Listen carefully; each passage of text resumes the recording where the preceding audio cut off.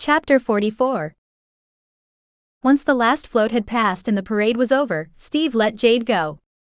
He folded the blanket while she collapsed her chair, then he took that from her as well. He knew Nick and Julio were doing the same. They headed back to where they'd parked the trucks, moving as quickly as the people clogging the sidewalk would allow. While she'd been occupied with meeting and talking to people before the parade, he'd watched her. She'd seemed at home, comfortable with everyone, even Tiffany, who Steve knew wasn't all that pleasant to be around. He was glad. He wanted her to fit in and make friends. Rebecca was a great start, but he wanted her to have the ties to the clan and the community that she hadn't had in Austin. She hadn't said it, but he suspected before she'd left, she'd missed the ties she'd shied away from when she'd first gotten there. But after so long, she probably felt like she couldn't change things. He wasn't sure he would have known how either. Back at the truck, they loaded up and headed to where the buses would pick them up to take them to the walkway along the river. "Did you have fun?" She looked at him, her face open and happy. "Yeah, that was great." "You still cold?" "No." She sent him a smile. "I wasn't really then. The wind had blown down my collar, that's what made me shiver." "Why didn't you say so?" He shot her a quick frown. "Because I enjoyed how you kept me warm." He was quiet for a moment, watching the vehicles around them as he pulled into a space in the large lot. "You don't feel like you're wearing enough to be warm out there." He tugged at the waistband on her jeans, half playful, half curious. "What have you got under there?" She laughed and pulled away slightly. "Rebecca gave me some special underwear," she said as his hand fell away. "Special underwear?" He gave her a knowing grin. "I bet it's not as good as the ones you had on last night." Her smile changed from happy to something more carnal. "Oh, I might have some of those on too, but they aren't from Rebecca. The ones she gave me are really thin but warm." She rolled back one sleeve and showed him the pink material. "See." Curious, he rubbed the soft material between his thumb and forefinger and smiled. "Silk. No wonder you're not cold, silk is better than wool by a long shot." "I'll still let you keep me warm if you want."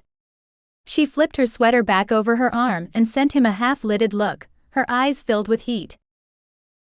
Steve was tempted to take her home now and take her to bed. She wanted to see the lights though, so he leaned over and gave her a quick, hard kiss instead. "I bet you will. Come on." He opened his door. "If we don't go now, we'll end up staying here." He pulled her close, wrapping one arm around her as they headed toward a line of parked school buses. He kept an eye out for Nick or Julio, so they could all get on the same bus. Spotting Nick, he steered them in that direction. "There you are," Karen greeted them. "Julio had to take a call, but he'll be right here." "No problem," Steve said. He looked at Bobby with one lifted brow. The look asked without words how things were.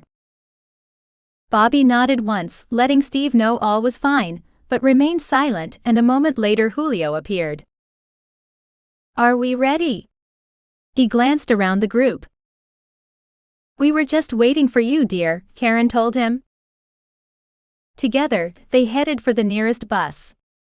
Steve knew they'd gathered near this one, because most of the occupants would be kids soon. It wasn't that they couldn't or wouldn't ride a bus with normal humans, but a bus full of them tended to get louder than was comfortable for most shifters. One with a large number of kids soon would be quieter. They were about a quarter-mile down the trail, admiring the lights strung along the river and displays set up by local businesses. Jade seemed entranced by every one of them, as if it had been a very long time since she'd enjoyed something as simple as Christmas lights. Steve walked beside her, one arm draped around her waist as they went. He kept his thumb looped through the belt loop at her back. It wasn't much, but the small contact soothed his nerves. He was uneasy in the crowd, hyper-aware of every man around them, and every time one came close to touching Jade. He tugged her closer so he could protect her better. Since they'd gotten off the bus, she'd been approached several times. Not just by people she'd met or clan members who wanted to meet the newcomer, but by several men. The nerve of some of these men. Who approached a woman who was obviously with someone? Jade had been polite but firm, refusing all offers and invitations. Even then, it had been all he could do not to growl at every man who looked at her. Holding on to her helped, it also kept all but the most aggressive of them at a distance. "Oh look!" The wonder in Jade's voice pulled him from his thoughts. He looked down at her to find her focused, not on another display, but looking skyward. He looked up and found it had started snowing. A light fall of large flakes that floated easily to the ground. "It does that sometimes?" She looked at him. "It's beautiful." Looking around again, she kept going. "Just look at the way it picks up the colors from the lights." He smiled, not captivated by the snow and lights like she was, but instead by the joy on her face.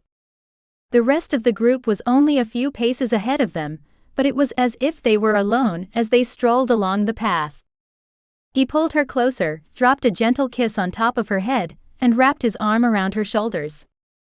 When they reached the end of the path, he took her to get a cup of hot chocolate, before they went to stand near one of several small fires.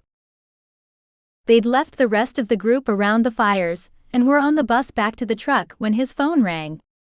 He frowned when he saw the caller's name on the screen. "Romero," he said into the device, wondering why one of the hands would call this late.